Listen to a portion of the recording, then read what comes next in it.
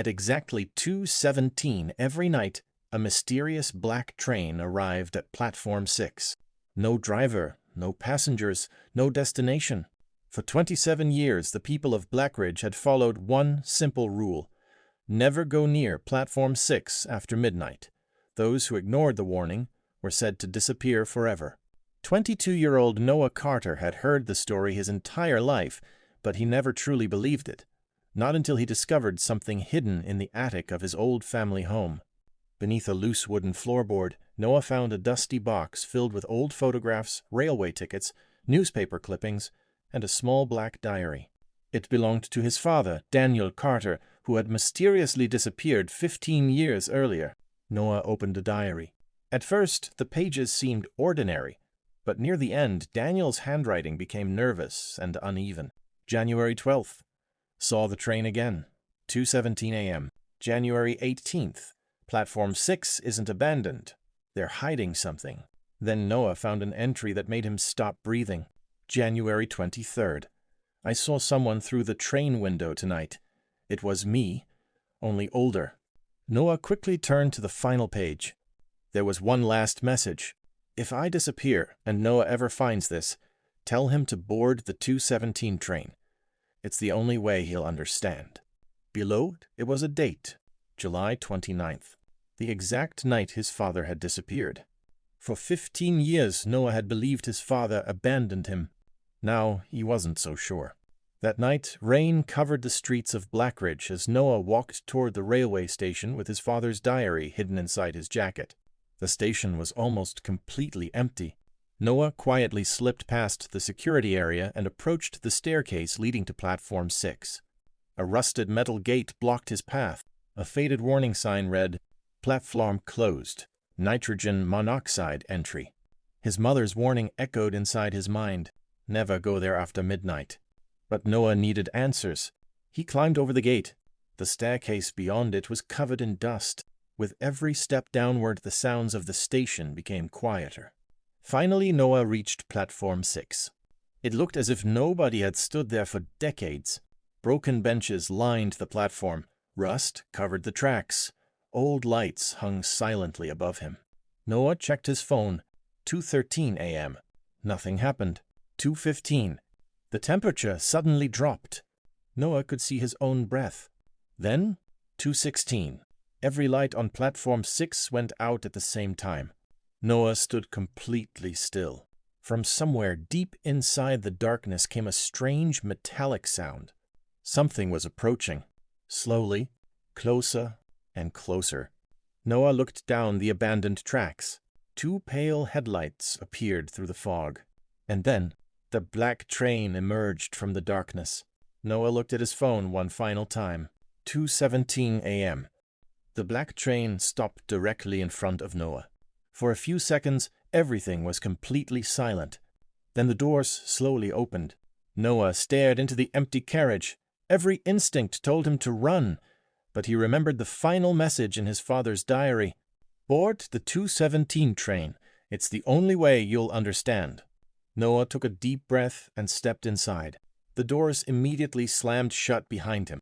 Before he could turn back, the train began moving. Noah rushed toward the window. But Blackridge Station was gone.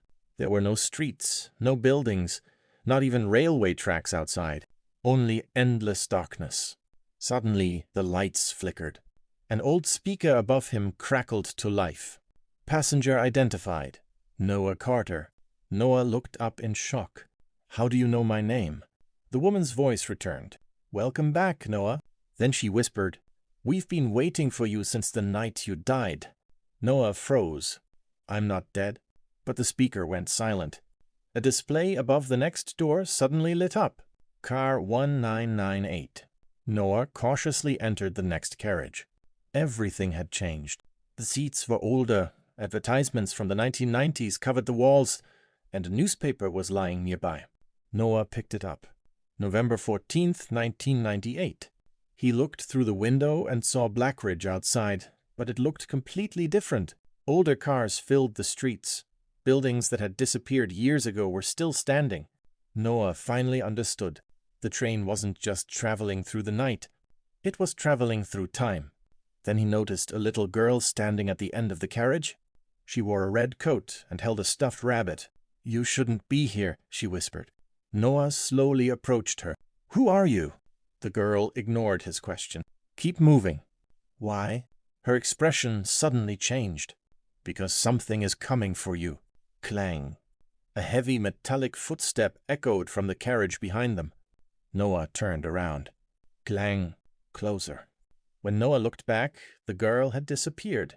Only her stuffed rabbit remained on the seat. Noah grabbed it and ran. He passed through carriage after carriage, but the metallic footsteps continued following him. Then Noah reached another door. Car 2011. He stopped. 2011 was the year his father had disappeared. Noah slowly opened the door. Inside, a single man sat with his back toward him. He wore an old brown jacket. Noah recognized it immediately from his childhood photographs. His voice trembled. "Dad?" The man slowly turned around. Noah couldn't move. It was Daniel Carter, his father, who had disappeared 15 years ago. But something was impossible. Daniel looked exactly the same as the night he vanished.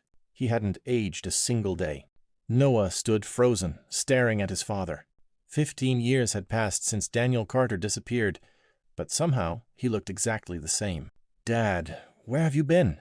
Daniel stood and hugged him tightly. "Noah, I tried to come back. I swear I tried." Noah pulled away. "You've been missing for 15 years. Daniel's expression suddenly changed. 15 years? "Noah, for me, it's only been 3 days. Noah stared at him in disbelief.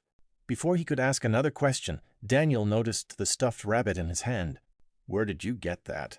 "A little girl in a red coat gave it to me." Daniel's face immediately went pale. "Noah, that girl disappeared in 1984. Suddenly, clang. A heavy metallic footstep echoed from the carriage behind them. Then another. Clang. Daniel grabbed Noah's arm. "We need to move, now." "What is that thing?" "The conductor." Noah looked toward the dark doorway. "Maybe he knows what's happening." Daniel shook his head. "Noah, the conductor isn't human." The lights behind them began switching off one by one. Daniel pulled Noah forward, and they ran through several carriages. Different years appeared above each door. Finally, they reached a carriage marked. Daniel hesitated. "We shouldn't go inside." But the footsteps were getting closer. They had no choice. Inside, Noah found a newspaper lying on an empty seat. The date was July 29th, 2029. 3 years in the future. Then he saw his own photograph on the front page.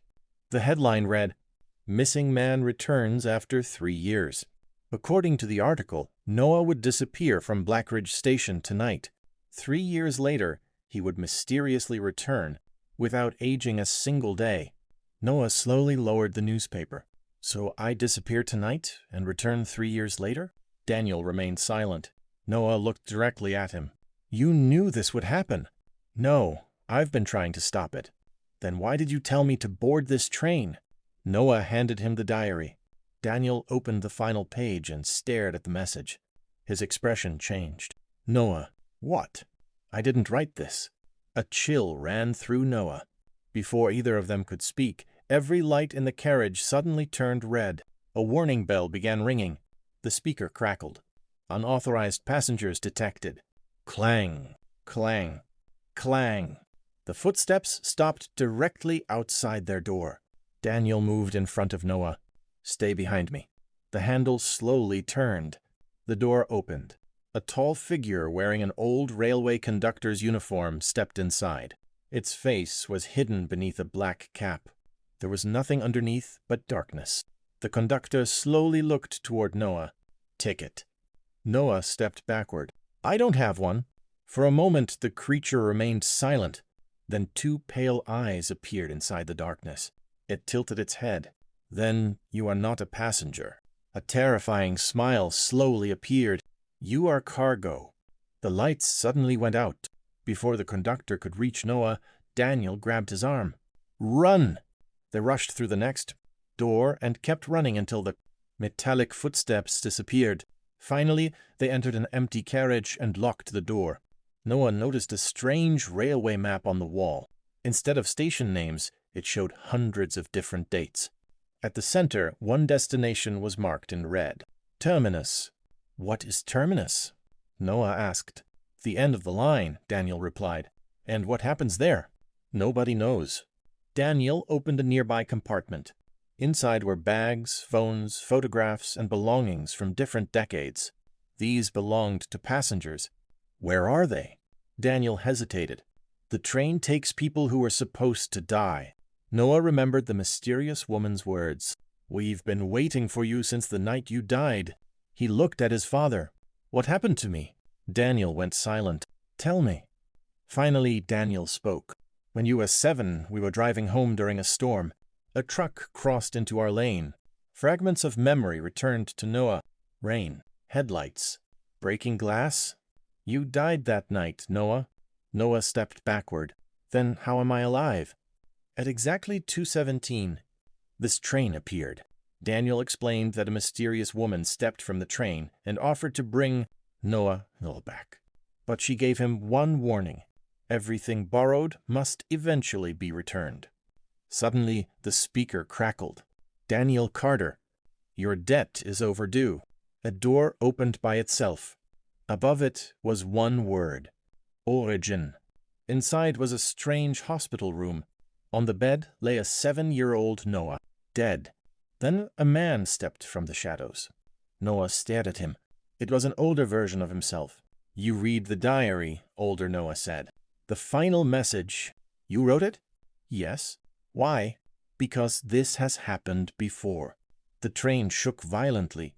Older Noah grabbed him. Listen carefully. This train doesn't travel through time. Then where does it go? It travels through endings. Every carriage is connected to someone who was supposed to die. Then what is this place? Older Noah stared directly at him. A prison. For who? For you. Suddenly, the wall behind them opened. An enormous dark station appeared. Hundreds of missing passengers stood beneath thousands of clocks. Every clock stopped at exactly 2:17. The little girl in the red coat stood among them. She pointed at Noah. The entire crowd whispered, "He's back." Above them appeared enormous words. "Welcome to Terminus, Noah Carter." Older Noah shouted, "Whatever happens, don't let them put you back on that bed." Then the conductor appeared behind the crowd. Slowly it removed its black cap. Noah stared at the face underneath. The conductor had Noah's face. Older, terrifying, and smiling. The doors slammed shut. The speaker announced, "Original passenger located. Timeline correction will now begin."